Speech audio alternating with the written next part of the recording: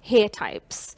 You mentioned that silicones have low biodegradability and can be different or difficult to wash off. Was the performance regarding wash off measured compared to the silicone oil? Well, we don't have this kind of results for the moment, but we are working on. Okay, thank you. Thank you, Elodie. Thank you for your time. Thank you for being part of the COSCHEM conference. It's always wonderful to hear from the CEPIC presenters from last year and this year. So thank you for being part of this morning's session. Merci beaucoup. Thank you. Merci. Au revoir. Au revoir.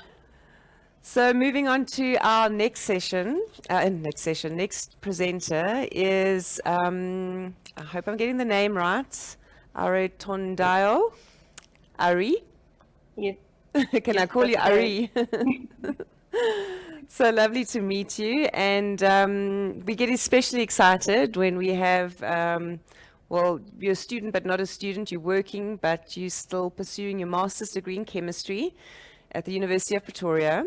And you completed your BSc Forensic Science with distinction and BSc Honours majoring in Forensic Science and Analytical Chemistry at the University of Free State. So we love having students, past students, students that are still studying, obviously, to present because we always welcome new research into this market. So we're really looking forward to hearing about your presentation. The topic is how rheological and particle size analysis may influence the stability test of oil and water cosmetic emulsions. As you all know, Natasha too, working with formulations and ingredients going in emulsions, it's all about emulsion chemistry. Yes. So we need some more learning today. Ari, so you may start your presentation. Thank you. Thank you for such a warm welcome. Good morning, ladies and gentlemen. It is such an honor to get an opportunity to be presenting to you guys my research. So my presentation will focus on how rheology and particle size analysis influence the stability test of oil in water cosmetic emulsions. So as we all know that the sun is the source of heat and light that supports life on Earth, it is also a source of harmful ultraviolet radiation such as UVA and UVB that can penetrate our skin, leading to harmful effects such as sun damage, wrinkles, and also deadly diseases such as melanoma skin cancer, which researchers have estimated that by the year 2040, there will be a 50% increase in these cases. Therefore, it is very important for us to apply sunscreen to protect ourselves against these harmful ultraviolet radiations, especially now that we're experiencing global warming. So a sunscreen emulsion is a system that is made up of two immiscible liquids, being water and oil. So usually when you mix water and oil, you get separate phases, which is usually due to an interfacial tension that occurs.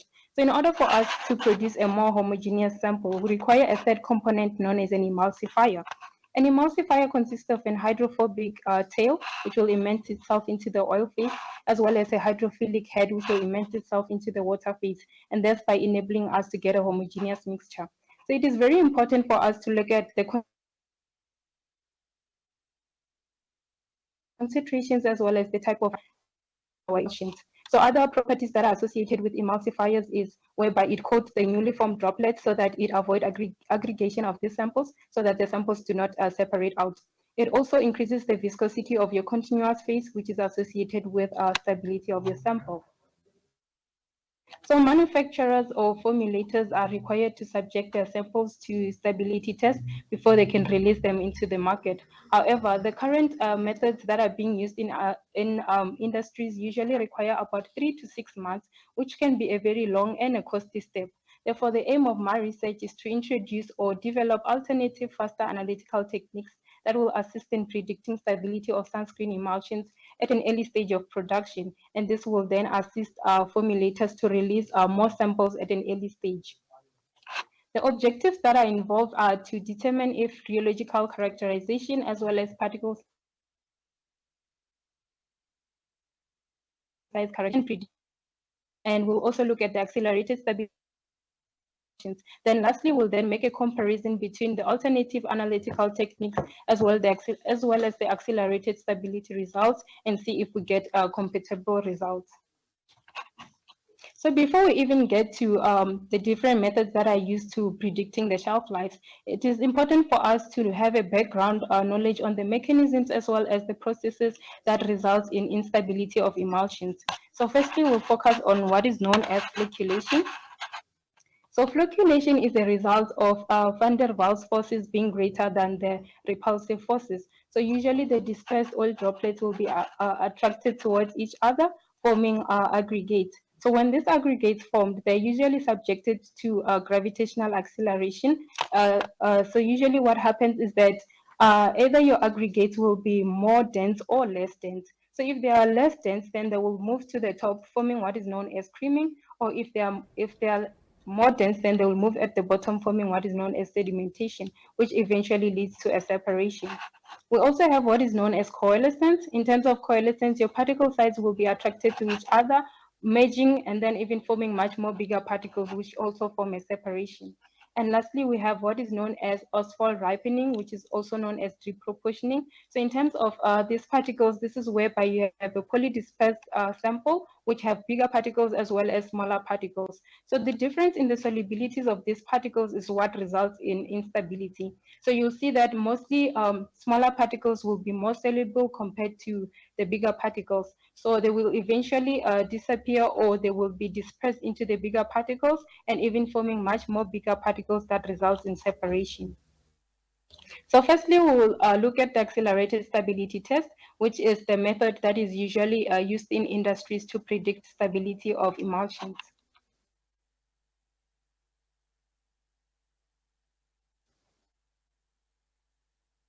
Step involve documenting your sample. So it requires you to prepare a big batch. So in terms of our reach out on water chemical sunscreens. So we prepared about 1 kg of the batch, and then this batch is then subdivided into different samples, which then are subjected into various temperatures. So the first temperature involved a sample that is stored in a refrigerator, which serves as a control sample. And we also have a sample that we store in ambient temperature, which simulates more of what happens in real lifetime. Then we have samples that are stored in accelerated temperatures, which in this case we stored at a temperature of 40 degrees, which is trying to speed up the reaction, and also even extreme temperatures such as 50 degrees, where we even speed the reaction. So these samples are stored for a period of maximum 3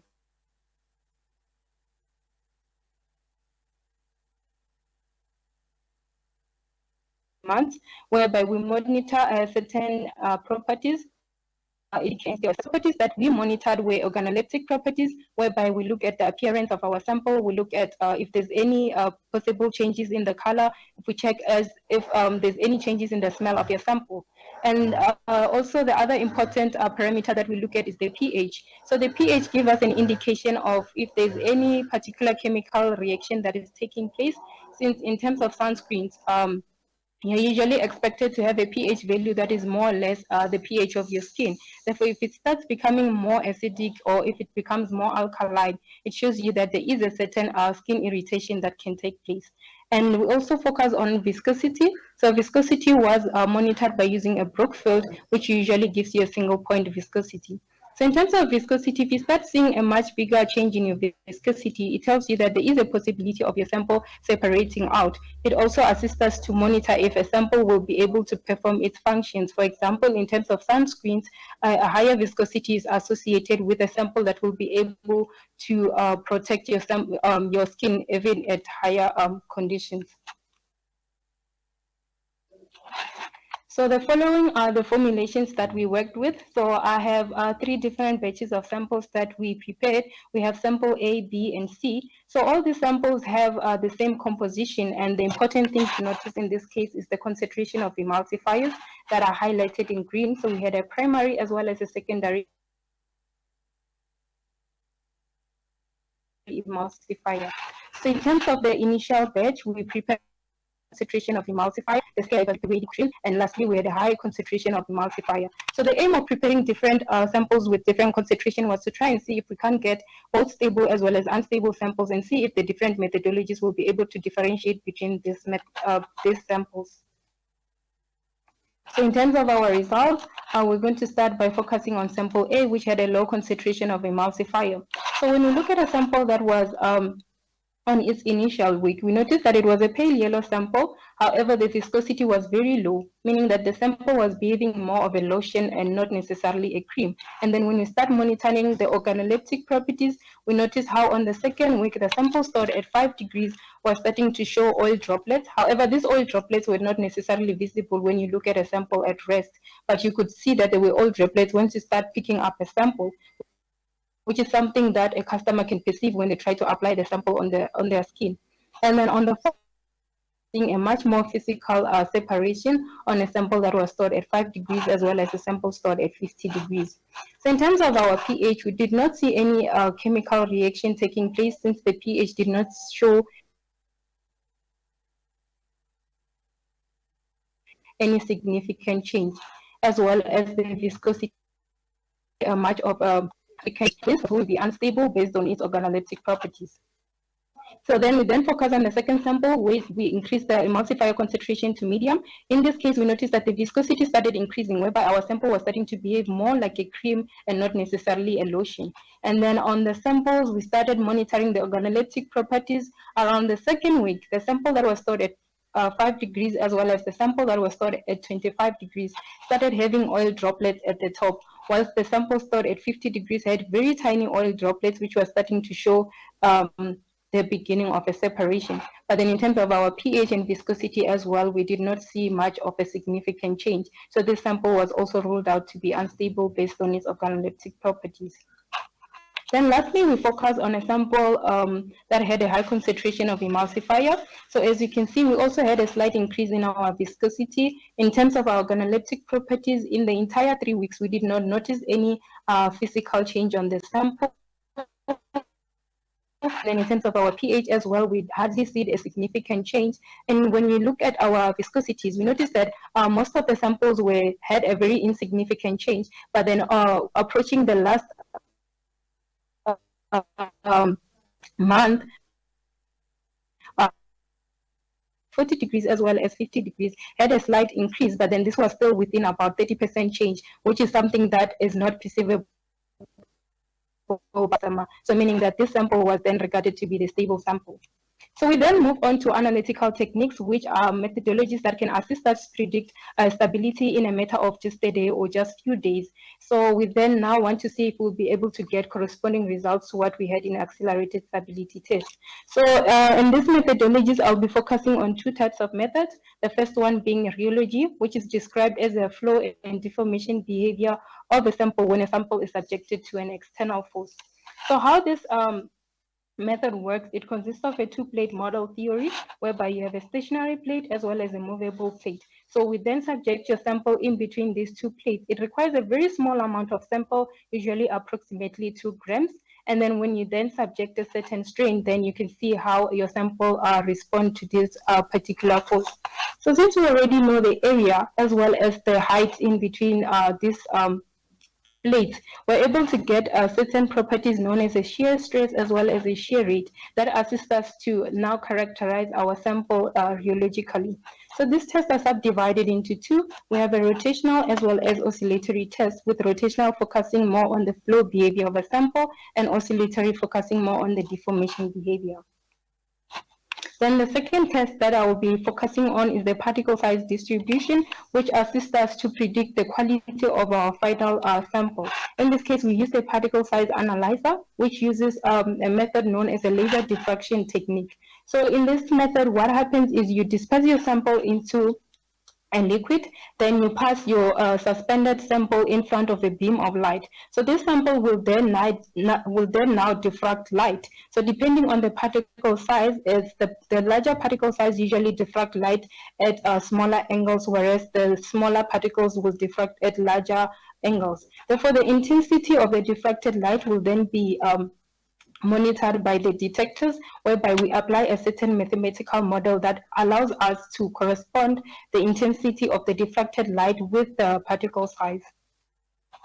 So in terms of the results, I'm going to start by looking at the rheological results. So this is a flow behavior test, whereby it is just similar to you monitoring your viscosity in the accelerated stability test. However, the difference is that in terms of rheology, we do not look at a single point. We do not look at a single point of viscosity. However, we look at a range. So in this case, we look at how your sample will behave if it's subjected to a specific range of force. So we have 3 types of behaviors.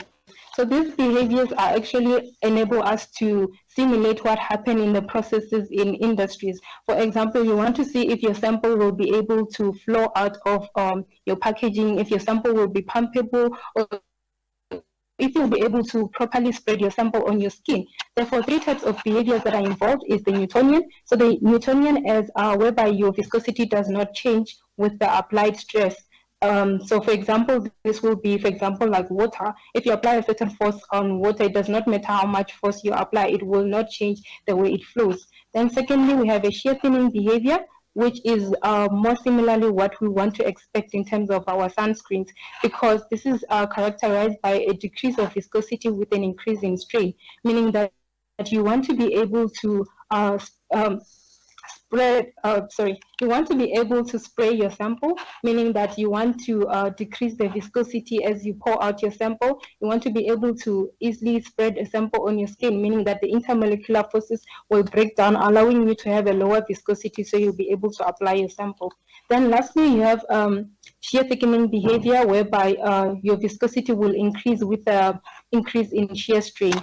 So as you can see on the right-hand side, we subjected all our samples into this test, and all of the samples were showing a shear increase in shear rate. So all the samples. Then we move on into something known as power law model, which we apply onto our results, and we are more interested in coefficient K, which tells us more about the consistency index. So consistency index will give you information about your textural properties and how consistent your sample is. So in literature, we know that a higher consistency is usually associated with a higher stability. So as you can see from the 3 samples that we tested, a sample with a high emulsifier concentration seems to be having a higher consistency index, meaning that this is the sample that we will mostly prefer to use. Then we move on into something known as a zero shear viscosity.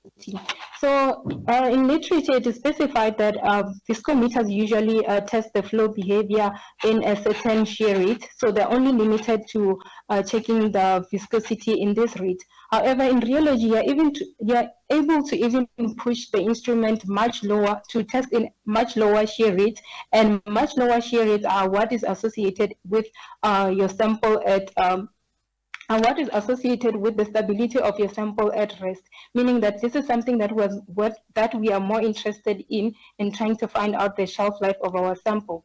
So usually at rest, it's used to certain forces, and particles on your samples are usually moving in a certain motion. So you want your sample to have a higher zero shear viscosity in order to slow down the movement of these particles, in order that your sample can be stable. So if the viscosity of your sample at rest is very low, then it means that your sample will easily separate out. So as you can see on our results, in terms of sample A, which had a lower emulsifier concentration, we can see how at lower shear rates it has a very small viscosity, meaning that this sample will easily separate out as compared to other samples that had a higher emulsifier concentration. Then the next test is the oscillatory test, which I try to include a bit of a background on it so that it can be easier when I interpret the results for you guys to understand. So most people mostly know samples as just being liquid or solid, which in rheology we refer to as viscous and elastic. However, some samples also have both properties. They have both liquid as well as solid properties. So in order for us to see which property is being dominant over the other property, we use this property is known as a storage modulus, which is represented by a G prime, and also a loss modulus, which is represented by a G double prime. So in terms of, for example, sunscreen creams, you'd want your solid part to be more dominant over your liquid part, whereby you see your G prime is greater than your G double prime, and telling you that your sample is a viscoelastic solid. So we then now perform an amplitude sweep test, which is also part of an oscillatory test. So in this test, you get a typical kind of result. And in terms of this, we start by monitoring the viscoelastic behavior, which is what I just explained now. So as you can see here, we see that a G prime is greater than a G double prime, which tells us that the sample is more of a solid structure, which is what we want to expect on our sunscreens. Then we also have something known as a linear viscoelastic range, which is simply known as LVE range. So this is characterized by a point whereby your G prime and your G double prime are independent of the applied strain. So you can see them by the two parallel lines. So this actually gives you more information about the structural development. So if you see that it has a higher LVE range, it tells you that it has a higher structural strength. Then the more you apply a certain force, then you see that they will start deviating out, whereby your, for example, in this case, you can see your G prime is starting to decrease. So that's when we start reaching a point known as a critical strain or a yield point. So this is a minimum amount of force that you apply on your sample in order to break down its intermolecular forces. And then as we continue on, then we can see that we get to a flow point whereby now your sample is moving from more of a solid structure to a liquid structure. So based on our results, we can see that in all the three samples that we tested, as we can see on the right-hand side, the LVE range of the sample with a lower emulsifier concentration is very small, which shows us that this sample has a very low structural buildup. So it could be having instabilities such as flocculation. Whereas in terms of when you look at samples that have higher emulsifier concentration, they're starting to have a higher LVE range, indicating that they do have a structural buildup. They do have that gel structure, meaning that our samples are having much more structural strength. And then in terms of the viscoelastic behavior, we saw that all the samples, as you can see on these diagrams, that all the sample had a G prime that was greater than a J double prime, meaning that all the samples were behaving more of a viscoelastic solid. Then as we move on to the yield point, as I mentioned, that it is a minimum force that you need to apply on your sample and then see at what point it breaks down. So as you know that your samples in the shelf are usually exposed to certain forces like gravitational acceleration. So if it requires a very small amount of force to break it down, it means that this sample will not be stable over a long time. As you can see on our results as well, a sample A, which has a lower emulsifier concentration, has a very small yield point, meaning it requires a very small amount of force to cause it to separate out, whereas a sample with higher emulsifier concentration requires a very high force, meaning that this sample will have a higher shelf life. So meaning that it has a higher structural strength. Then lastly, we look at the particle size distribution. So in terms of particle size, in literature, it is specified that you usually want your samples to have a monomodal, and you also want your sample to have a smaller particle size in order to be more stable. So as you can see on sample A, it has a different populations of particle size. So this it actually has a wide distribution, which tells us that there is bigger particles, there's also smaller particles. So as I mentioned earlier on, that if you have different populations, it can due to the fact that they can have different solubilities and thereby ending up with bigger particles that will eventually lead to separation. So this can be an indication of an aggregation that is taking place, and the distribution is also confirmed by a span where we can get size, showing that we have a polydispersed sample. So the more when we start to increase the concentration of emulsifier, you can see how the span is starting to decrease. We're starting to have more of a bimodal, as well as when you increase even further into sample C, you can see that it's starting to become more of a monomodal, and we are having a small distribution, which a smaller span usually indicates that your particle size are more uniform and you have a better consistency. So based on this test as well, we can see that it is also concluding that sample C is the sample that will be most stable compared to the other two. So in conclusion, we saw how both tests, the accelerated stability as well as the analytical techniques, concluded that a sample with a higher concentration, which was noted as sample C, was the sample that was stable. And we saw how our rheological properties such as structural strength, consistency, index and also zero shear viscosity assisted us in differentiating between a stable as well as an unstable sunscreen. So we can then now conclude that there is a potential in these analytical techniques in predicting stability at an early stage of production, which can actually help us reduce cost in a sense that you reduce the amount of sample that you use, you can reduce the amount of raw materials that are required, you can also reduce the labor, you can also optimize into checking the amount of emulsifier concentration that you need to use before you even scale up. It also assists us in saving time due to the fact that you do not have to necessarily wait 3 months in order for you to predict the stability. You can actually predict the stability immediately. And therefore, this can assist industries to release more samples into the market. These instruments are also very user-friendly. The results are very much easy to interpret. You can also perform various tests on rheological analysis, even though we're not able to cover all the tests on this particular presentation. So I would like to express my gratitude to my supervisor, Professor Forbes, to Robin Brown, as well as Jocelyn Abreu for their constant support, as well as to all the different organizations that are showed there for their financial support, as well as sponsoring with instrumentation as well as raw materials. I'd also like to thank COSCAM for giving me a platform to share my presentation with you guys. And lastly, I would like to thank all the audience for their attention.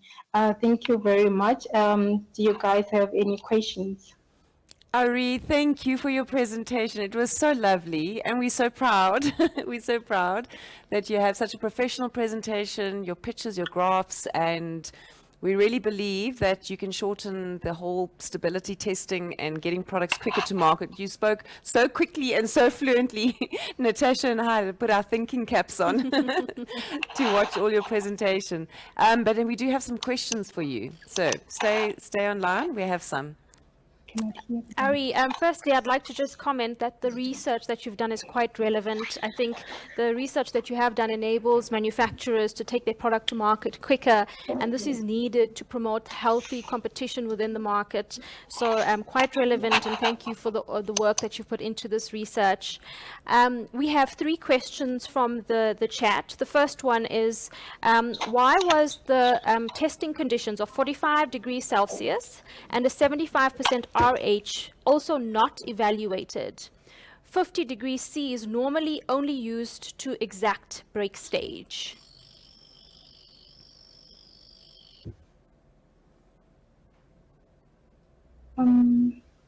Sorry, I don't have any audio on my side.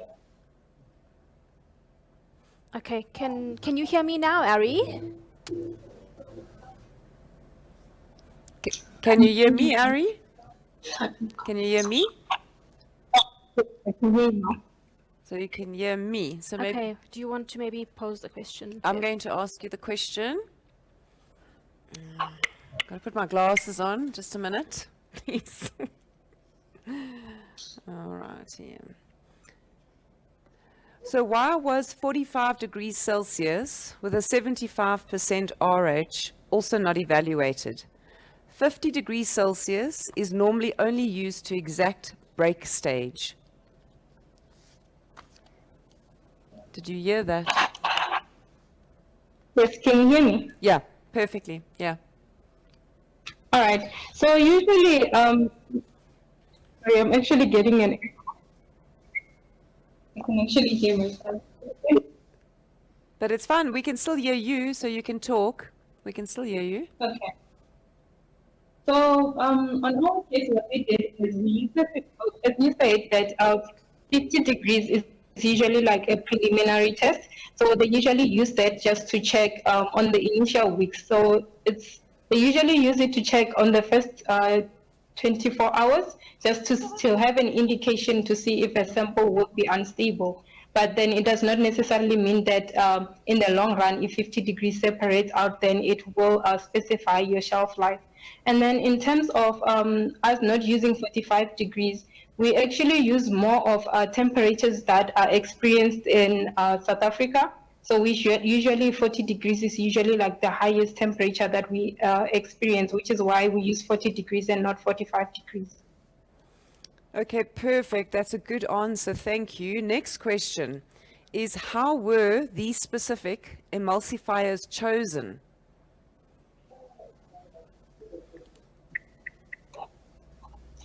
So in terms of my side, I'm not really more into formulation. So I actually got a formulation from a company that does formulation. So I'm not necessarily sure how do they choose which emulsifiers to use.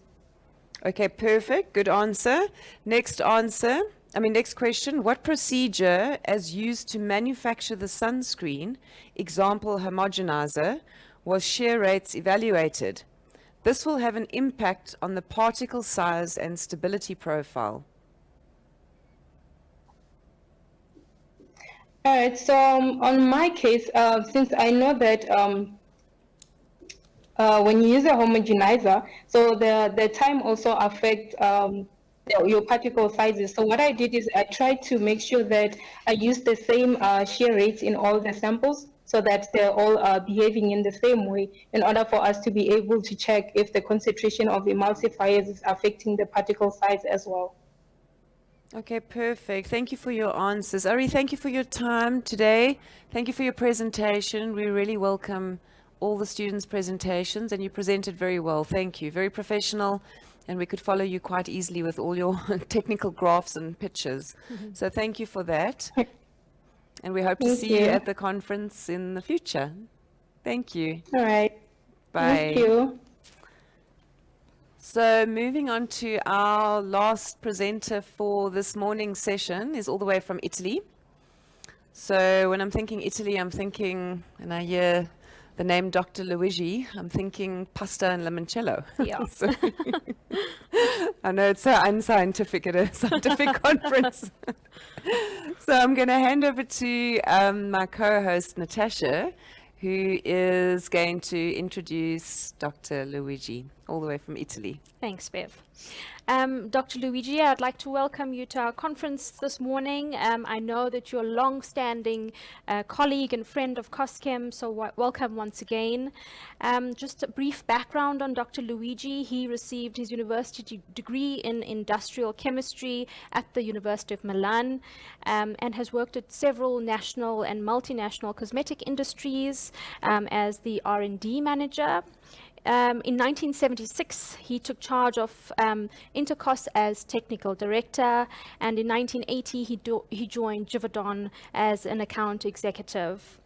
Since 1986 up to date, Dr. Luigi has been general manager of Reggiano Laboratories in Milan, involved in cosmetic application of new raw materials, R&D, and cosmetics. And interesting as well is that Dr. Luigi is author and co-author of more than 180 scientific and technical papers in the cosmetic and dermatological or allergy field. We'd like to give you a warm welcome, and we look forward to your presentation today, which is entitled Concepts about Stability of Cosmetics. Over to you, Dr. Luigi.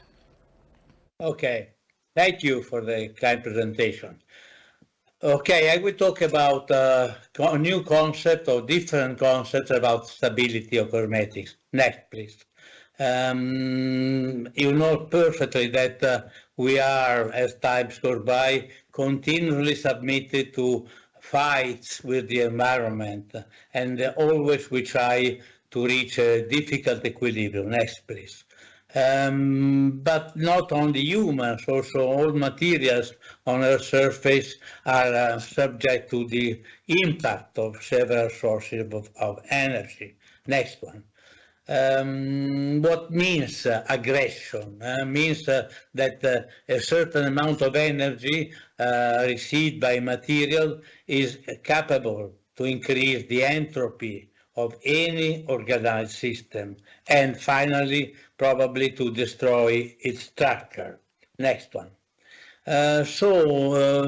Energy impacts are many if we consider just cosmetics, we consider physical elements like temperature, vibration, sun rays, chemical and physical potential of the different ingredients, humidity or dryness, the chemical attack of oxygen or oxides, free radicals, any of these energy impacts try to act, to exert action onto cosmetic formulae, and also not only the formula, also the container. Next one, please.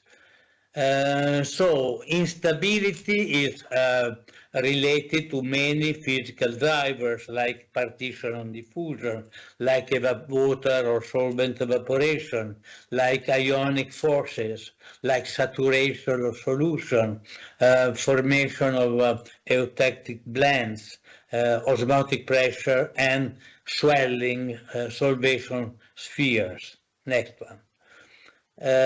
So we try to get any type of shield to protect cosmetics from this combination of different effects. Next one, please. We are, as a formulator, like an artist.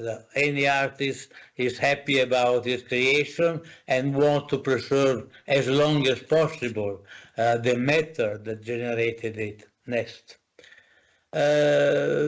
So which is the main problem? The main constraint is time. Next one, please. You know, in this picture from an Italian painter, the history of the Sibyl from Cumae, the god Apollo, the Greek god, was fall in love with her, and he asked her, what you want? Please tell me any desire, I will accomplish your requirements. And she said, okay, a very, very, very, very long life, she answered. Next one. But the problem is that she forgot to ask him to keep the same aspect for all this period. So she became older and older, and finally she would get the shape of an insect for wrinkles and all other problems. Next one. As cosmetic formulator, we want to get the maximum safety, but associated not only with safety, but with efficacy, with maximum sensoriality, and for the maximum period of time. That's our goals. Next one. So as consumers, they say we are in a sort of prison. We are forced consumers. We are in the prison of goods. We are in the market as prisoners, and we are obliged to buy products. So which are our ways to survive to this sort of prison? Next one, please. Try and transform the use of products into nice moments of sensorial enchantment. In other words, we want to escape the prison of the market by providing us with a pleasant sensoriality while using cosmetics. Next one. In other words, we use technology in the formulation of cosmetics just to satisfy not only the efficacy, not only the safety, but also the sensorial needs of the users. And you should remember that consumers and formulators have the same language from the point of view of sensoriality, because we are all humans. So there is no barrier in sensorial communication. Next one. Next.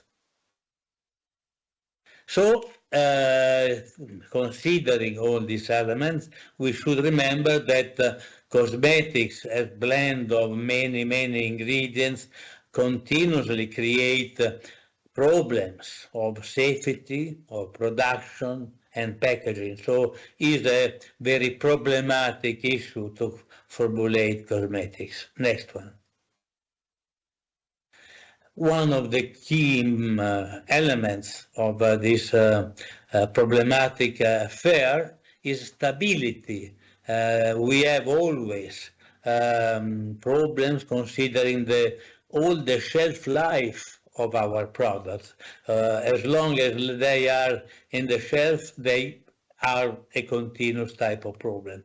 But on the other side, we have a little time available to study the real long-term shelf life. So we must be in the market immediately after the marketing concept, and at the same time, we run the risk of not knowing well enough the long-term stability of our products.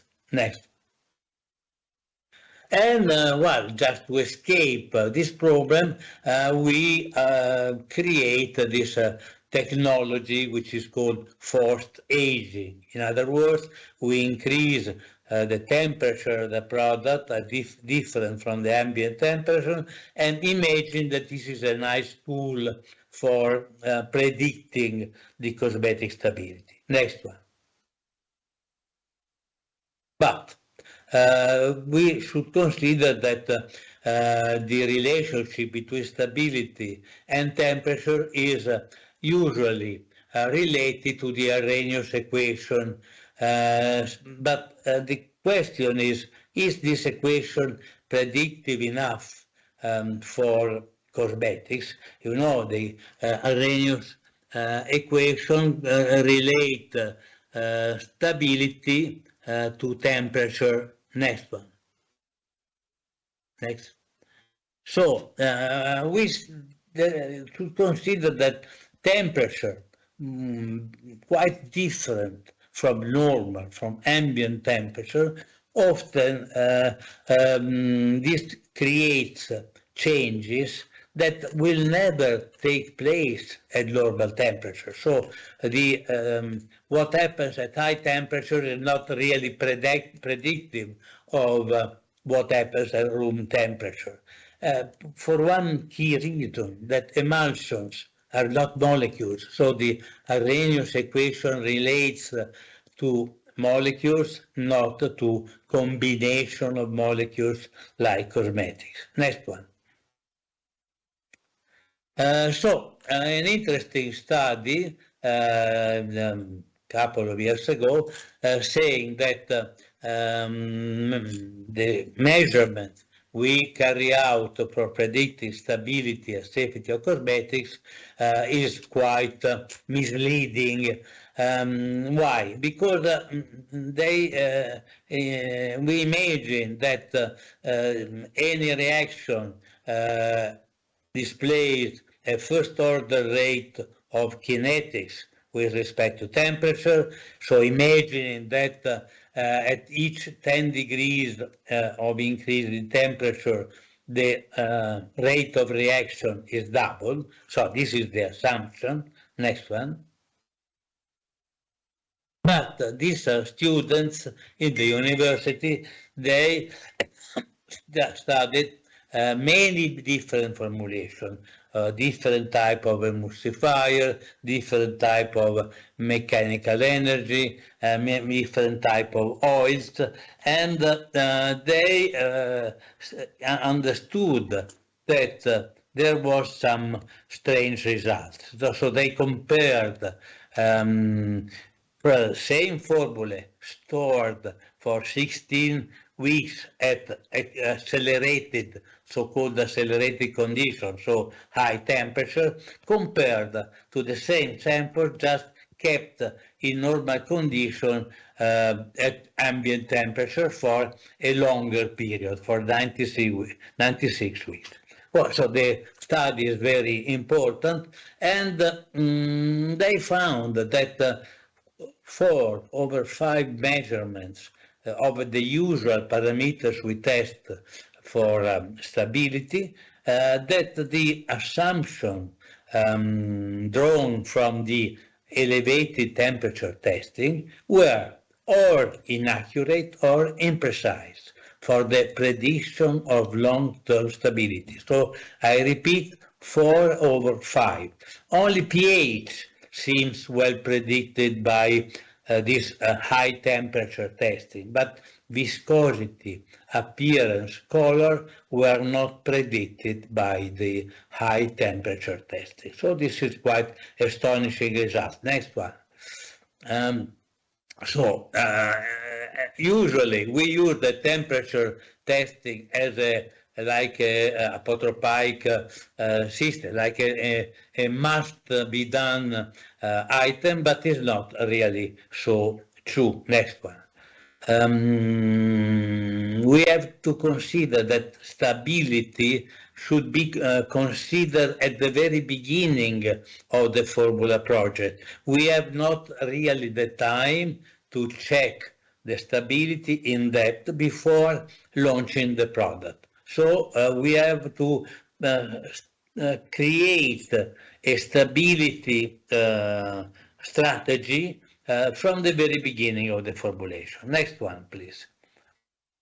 So, what means stability? According to the European law, we can draw that stability is the continuity of the safety characteristics of the product, so hidden, expected, and perceived safety, and continuity of the expected and claimed efficacy. And in the European law, there is no mention of sensorial stability. Is not considered at the time of creation of this law. This was not considered so important, but you remember that the consumer does a sensorial evaluation of cosmetics. It does not do any instrumental evaluation of cosmetics. Next one. In stability concept, we have to consider two elements. One, the intrinsic stability of the formula. On the other, the compatibility between the formula and the container, the corrosion of the container, the permeability, and the effect of UV, visible, and infrared rays. Next one. So, in other words, stability is multifactorial. So we should study all the requisites that allow us to exclude the event or the possibility of modification, and this study involves a huge number of items. So really is so complicated project that we really don't have the real possibility of in-depth study. Next one. We need other techniques to understand the equilibrium of formula. Next. You remember this Van Gogh paintings? It's called A Vase of Iris on a yellow.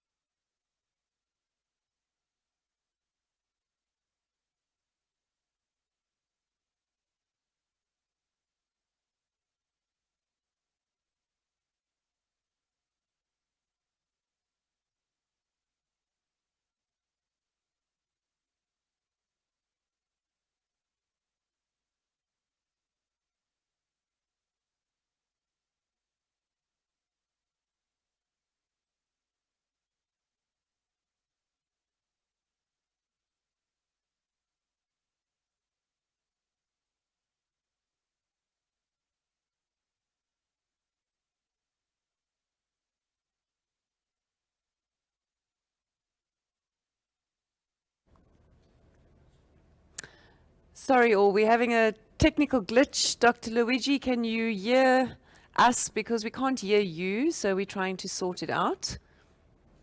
Can you hear us? We can't hear. So we're just trying to sort you out first so that our audience can hear you as well.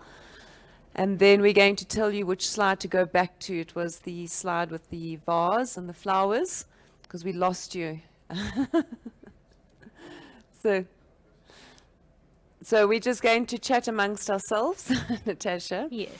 So I always find these type of presentations interesting because it actually creates a different aspect, a different factor that comes into the whole, stability testing process. And we don't often consider sensorial, it's not really part of stability testing. But yet it actually is so important to the consumer. I agree. I think that interestingly, the scientific definition of equilibrium or of stability is dynamic equilibrium. And Dr. Luigi mentioned that it might be described as product safety and functionality. And to add to that should be a sensorial factor, and efficacy should definitely be considered as part of stability. No, for sure. But I mean, it's, the controlling bodies that decide what are the parameters of, we need a John Knowlton or a Robin from Botanicam to add their 2 cents worth into today's meeting. But I definitely, for one, I mean, it should be measured. Whether it ever becomes part of a standardized way of testing and that, I don't know, doubt it. But for sure, we don't often think that to add in a factor like sensoriality. So we do have Dr. Luigi, we have you back, and we need to go back to the slide with the pretty flowers and the vase, please. Yeah, okay. Do that. Start.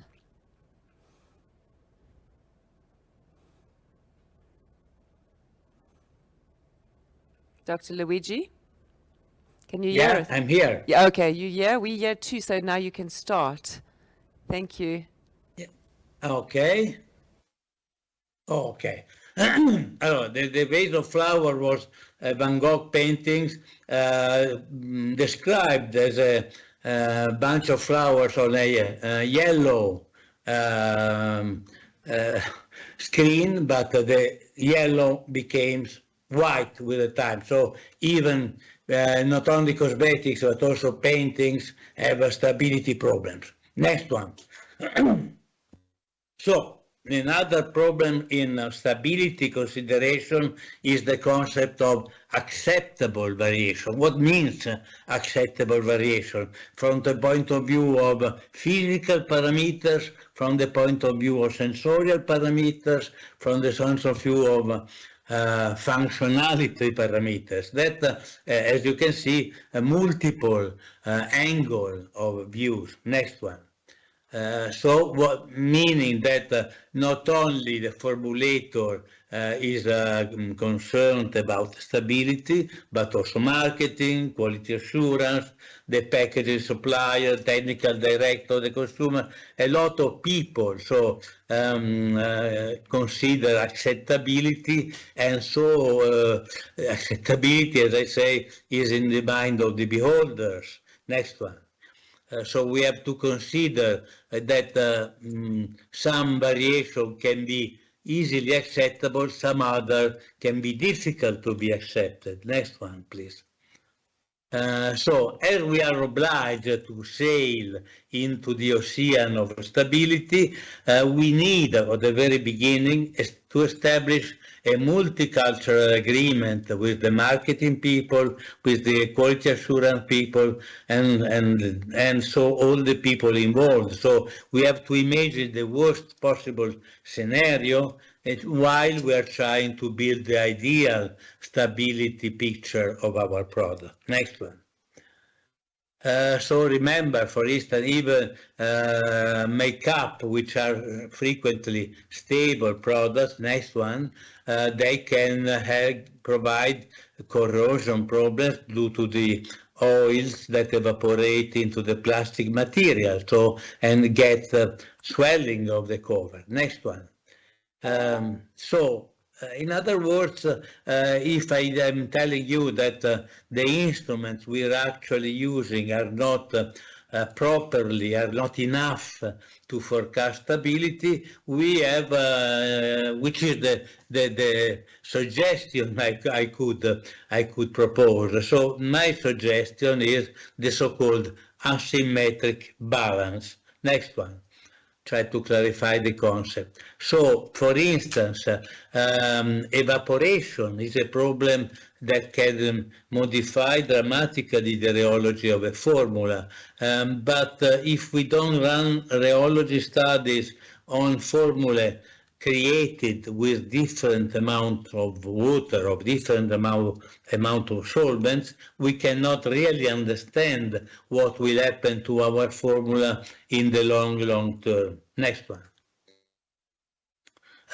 Moreover, we should consider the role of impurities in stability from the point of view of dermatological allergy, but also ion traces can increase the decay of some ingredients because of redox reaction. Next one. Metal, we don't add metal to our formula, but remember that whenever we produce cosmetics in stainless steel equipments, we have a nickel and chromium-3 impurities in our product. And also, if we are creating makeup products, they are accompanied by a lot of impurities, the metallic pigments used in makeup. Hydrogenated fats, they always had some nickel impurities. Next one. Some peroxides are formed when we use molecules having double bonds, like the oleal chains. For instance, some ingredients of perfumery, limonene is a very safe product, but limonene peroxide can be an allergenic, is an allergenic ingredient. Squalene, which is the only hydrocarbon we have on our skin, can react with uncoated ion pigments and create squalene peroxide, which is an allergen also. Next one. So, process is an important item. I don't go into details, but remember that peroxide are formed during pigment milling. Water treatment plants can provide some impurities of sulfides because the sulfides are added to eliminate chlorine and ozone. If we use water from wells, we can have impurities of a very bad smelling ingredient, so-called geosmine. Next one. So, plastic materials can release some toxic colorants. Next one. I try to fast. Next one. So, to conclude, in Europe we have some number, the so-called period after opening, which suggests to the consumer, please, whenever you open your bottle, your container, remember there is an expiry date written on the label, after which the product is not anymore guaranteed. So to predict this period is a very hard task. Next one. Some studies consider some criteria related to microbial contamination, environmental exposure, the duration of use, which is usually foreseen, the application site, if it is the eyes or the feet area, the stability of the intrinsic stability of the product, the way of use. Next one. And they create a sort of algorithm multiplying all the scores of these parameters and say if the score is low enough, you can guarantee a period after opening of 36 months. but if the number are higher, you should reduce accordingly your foreseen duration. And if the number is very, very high, please don't market the product. Next one.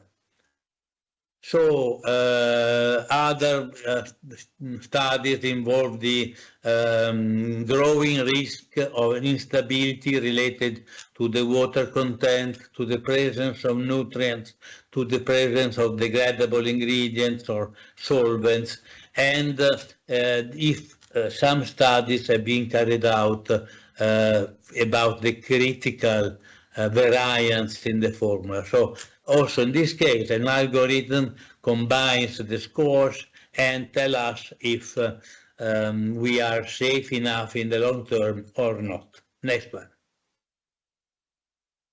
Not only the parameters I mentioned, but also the type of pack.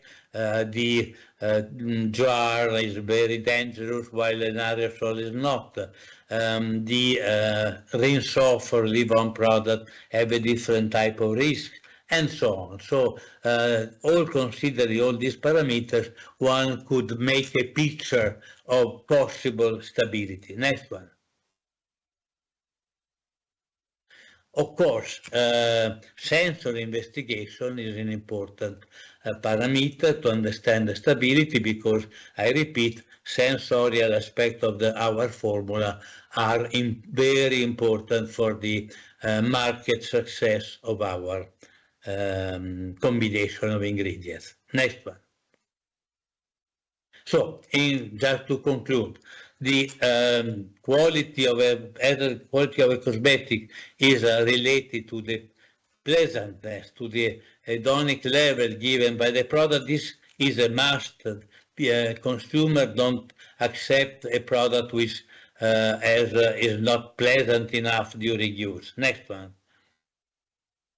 Stability, next one, is a property related to the quality and implies the invariance of the quality profile during all the life of the product. The quality perceived by the consumer is only when it is not good. So when the quality, the perceived quality is not acceptable, the consumer immediately perceives the instability of the product. Next one. So, in other words, stability is not only related next to ingredients, but also next, go on, to the type of tests we should do, not only to standardize the routine, but define before, in advance, the objective of each stability test before even formulating the product. So tests should be designed in order to understand these objectives in the most objective way. Next. In other words, parameters to measure should be considered not only as viscosity, pH, and the density, but critically before making accelerated stability extrapolation. Next. And just conclude, stability in a few words means killing the time monster. That is a way to obtain success on the market. Sorry for the inconvenience. I'm finished. Thank you. Dear Dr. Luigi, you're no inconvenience at all. I cannot hear you. Oh, okay. I cannot hear you. Okay. Okay. Okay, you can hear now. So you're not an inconvenience at all. Thank you. We enjoyed your presentation so much. Thank you. I love the whole different aspect of including the sensorial factor into it. Have you got a passing comment, Natasha? Yeah, Dr. Luigi, I'd like to thank you for your presentation, and just to say thank you for the images of the different artworks used. They were rather interesting and unique to explain the concepts in your presentation. Thank you for that. Thank you to you. So thank you for your time today, and you're always your welcome face at COSCEM in South Africa, and thank you very much for your contribution. Thank you. Ciao. Keep All well. right, goodbye. So we're going to break now for our tea break. I just want to thank my co-host Natasha for being here today, and we hope that you've enjoyed the first session. And the next session is going to be heated up a little bit with some sunscreen talk, some more hair care, which is very relevant for our industry, as mentioned before. So enjoy the tea break. We'll see you in half an hour.